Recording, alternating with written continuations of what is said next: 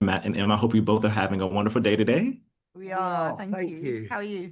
I'm doing great. I'm doing great. I'm so excited to chat with you both about House of the Dragon season three. As the seasons go on, we see Rhaenyra having to make more proactive moves. And I think so many parts of the prior seasons have been her making moves in reaction to whether it's people in her camp or people on the other side. She's more so reactive. And I think now she's being more proactive and taking stances on a lot of things. So how do you think her being more active in her quest for power this season is just different for the character and it kind of unlocks this new side to her that the audience really hasn't seen? Yeah, I agree that she's sort of moved into action this season. I think we started to see it at the end of toward the end of season two. I think her and Massaria come up with, it's almost a sort of lateral thinking, a kind of alt approach to kind of military strategy that starts to proffer results. And I think that that in turn breeds a confidence.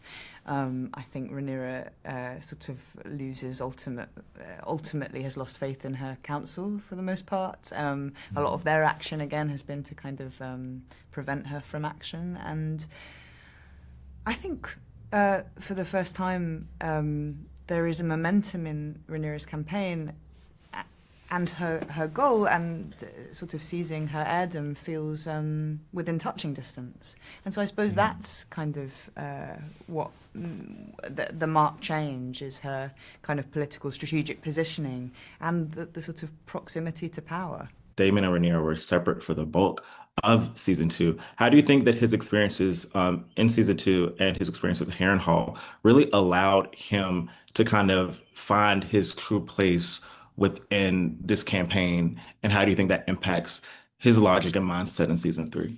Well, I think his logic and mindset have been sort of changed because in many ways it's like he's had a sort of a visitation from an archangel, and he's been repurposed and kind of collaborated, and it's given him a sort of renewed clarity on both a more, on a sort of larger, more macro kind of war sense, and also on a domestic sense. Go, well, perhaps I need to reconnect with my daughters, and perhaps I need to, you know, so I think all of those experiences have hopefully led him towards being, sort of a pure warrior, really. Hello, Olivia and Fabien. How are you both doing today? We're okay. How Really are you? good, yeah. What surprised you most about Alicent's evolving relationship with power, specifically in season three, and how things kind of left off in season two, and how that kind of trickles into the beginning of this season? Yeah, I think Alison at this point has got like a 360 vision of what power does to people, how it can be useful and helpful at times, but ultimately how it just corrodes and corrupts people. And by the time we're seeing her in the first few episodes of the show, she just wants nothing to do with it. She's sort of trying to play the cards that she still has to get her and Helena's survival and Jaehaerys, and just get out of there. How do you think Kristen kind of processes war? Now, I think that before it was one thing, but now I feel like there are more deaths, there are more bodies piling up, there's more chaos and destruction surrounding everything. So how do you think as the season goes on, as the time goes on, how he kind of processes everything that's surrounding around him and his men and the cause as a whole? Think it I think it's clearly just taken such a massive toll on his belief system more than anything, and the way in which he sees the world and the way in which he sees humanity, I suppose. Not that his moral compass on humanity was anything to write home about. It's just that that has definitely shifted. And over the course of season three, I think that'll be fleshed out more, as will I think his why for all of this, which for me, it's in season two, it was very much about him wanting to just get out, having had this affair with the queen and feeling trapped and suddenly being put in a position of power that was not of his choosing. Then the biggest decision he has is, I need to get out of here, man. So he starts this kind of pilgrimage try and find, hunt down the blacks. So I think Posters. Thank you. Thank you. It was back in 2020 when we were having virtual interviews, and I decided I just need more than a white background. So I just decided to get like Looks an assortment. amazing. Yes, thank you, thank you. Well, I'm so excited to chat with you both about this season of House of the Dragon. So I'm gonna have some non-spoiler interviews. I'm gonna have some spoiler interviews. I will let you know once we get to the spoiler interviews, so we can talk about the events of episode 1 and episode 2. At the end of season 2, we saw Jace continue to step into a leadership role within the Blacks, and I feel like in season 3 so far, we kind of see that responsibility like weighing on him. He's wanting to even take on even more. How do you think his desire to do more within this faction and do more for his mother's quest for the throne impacts him even more than it did in the prior seasons in this season? I think just the pressure of what's going on around him. I think it's now or never for him. So I think it's like he's actively seeing all these people make some mistakes around him, and his mother falling into these traps and being naive and believing people that she shouldn't, and he's standing there and he has to do something about it. So for him, it's more like he feels like it's his duty to do something. Yeah. And as much as there's a lot going on, and he's only a kid to be dealing with this, I think that he believes that this is what his purpose is, and this is what he was born for. And Bethany, for you, I feel like Baela is always consistently one of the most level-headed people in any of the rooms that she's in. And I think yeah, she just knows, she knows even if she doesn't quite No. if she quite doesn't know the answer, at least she's gonna have a level-headed approach about how to tackle it. But as we see in season 3 is way more chaotic than the prior season. So how do you think she is able to manage, or is it hard for her to manage all of that as things continue to get more chaotic, more deaths happen? How do you think she's able to navigate that internally? Yeah, I agree. I do think she's really level-headed, and I think so much of that comes from her grandmother's influence.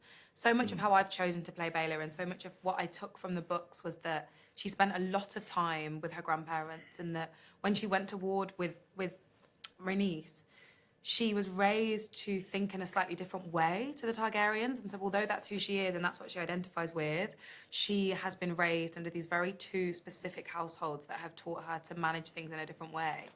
And so I think when they're suggesting these crazy things, she's like, huh? What? You want to go where? Why? And it always feels like nobody listens to what she's trying to say or what she knows is right. But I think this season we're going to see the results of that, and sort of like what happens when you don't listen to your gut instinct. And I think she's going to have a really harsh lesson to learn. Mangling with the Blavity. Hi, Tom and Matthew. How are you both doing today? Good, thanks. How are you? I'm doing great. I'm so excited to chat with you both about season 3 of House of the Dragon. As the seasons go on, the audience kind of see these sides of Aegon that aren't just superficial, they see his humanity as well. And I think that the audience is kind of probably already predisposed to, I guess, Rhaenyra's humanity because we see her growing up as a child. We're really just kind of thrown into the time jump and seeing, Aegon being young and causing a bit of chaos in the earlier seasons. But in season 3, how do you think that trajectory continues of making Aegon more multifaceted and not just seeming like, this person who was put in power, but this person who wants to rise up to the occasion amid the war, and be the king that he has a name? That's a difficult question to answer without giving any spoilers away. But it's such a roller coaster for him. He I feel is in a position at the moment where he's recalibrating the way that his brain works, and for some people that's easier than it is for others. And I feel with the circumstances that both Aegon and Larys are in during season 3, the stakes are so much higher. It feels nuclear. The potential for kind of nuclear threat is kind of red alert at this point. So you've almost not got a choice as the characters to be reckless and erratic, and yet Aegon still dances with those aspects. I think it's a real kind of coming of age story for Aegon. He starts off as this reckless kid, and is given the first taste of power and responsibility and reverence and all the things that come with being the monarch. And yeah, it's a tricky one for him to deal with. He's never been respected in that way before. He's never had the love from his mother. He's never had the recognition from his father. His brother thinks he's useless. His sister thinks he's a wreckhead. So it's like, who has respect for him? Who wants the best for him? And then Larys comes into the picture, where there's motivation and there's hope, and there's someone who believes in him. And for whatever reason that it is, whether it's for self-gain from Larys's perspective, or whether it's for the good of Aegon himself, it doesn't really matter to Aegon, because he's got someone investing in him. And I just clung on to that as much as I could as Aegon, because it was such a new concept. I just love Larys's ability to be able to pivot on the flip of a coin. He's able to pivot and kind of know what to say and know what to do in many different situations. And I think the first part of the season feels like I don't want to call it a road trip, but also kind of feels like a road trip, but like a road trip from hell with these two, navigating across together. And I want to know for you, kind of what Tom was saying, when you think about his motivations, whether that's for self-gain, self-preservation, or whether that is to advance the cause of the Greens, how do you think that may come into focus more in season 3, as far as what he gains from the war? He stands to gain everything, right? I love what Tom said. It's a nuclear level of violence that's coming. And I think I love the idea of these two people clinging to each other. Like, Larys has no one else. He's got no friends at court. He's got no one else who trusts him, really. So this is his only chance. And I think he's not like a puppeteer or anything. I think it's sort of simpler than that. This is his meal ticket or whatever it is, but it's his future is in one person. So it has to succeed. And he will do absolutely anything to make that, to get to the next day, to get to the next step. Even stuff that doesn't make any sense and you think, I don't understand why someone would do that. It's a risk. But that's kind of what I like about Larys, is he, for all of his strategic planning and everything, he is also kind of crazy, and we'll just take a huge risk, because if it pays off, then it pays off big. So he's brave like that. Hi, Kieran, Hi, Tom, and Trey. Faith. Hey, How Trey. are How you you doing doing? today? I'm good. I'm so sorry, Trey. Now we're recording. All good to go. Thank you so much. Okay, perfect. Well, I'm so excited to chat with you all about season 3 of House of the Dragon. I will have a few spoiler questions. I will let you know when I get to the spoiler questions, so you can talk more freely about episodes 1 and 2. Your characters went from ordinary people overnight, and now they are dragon riders. It looked upon the people in Westeros as some of the most powerful people, even though they may not themselves feel as powerful just because things have happened so quickly. And one thing I love about the Dragon Seeds is that having this power it settles on them in different ways. Each one of them has a vastly different reaction from the other person about what all of this means to them. So for each of you, how do you think having a dragon and this power and being involved in this war has impacted them, especially as we settle into season 3? I think it impacts them as far as their intention goes. As soon as the thing that you want, you got to the end of that, then that power is gonna influence you in a new way. And they're discovering themselves. They're new people now. They've never had this kind of power before. So I think that it's a dangerous thing, because all the parts of you that are weaker, or all the parts of you that have been quiet, suddenly get very, very loud. They suddenly can retaliate in ways they've never been able to do before. And I think that's pretty dangerous for anybody, to have that ability to suddenly, you can react and people can't hold you account. So that's scary.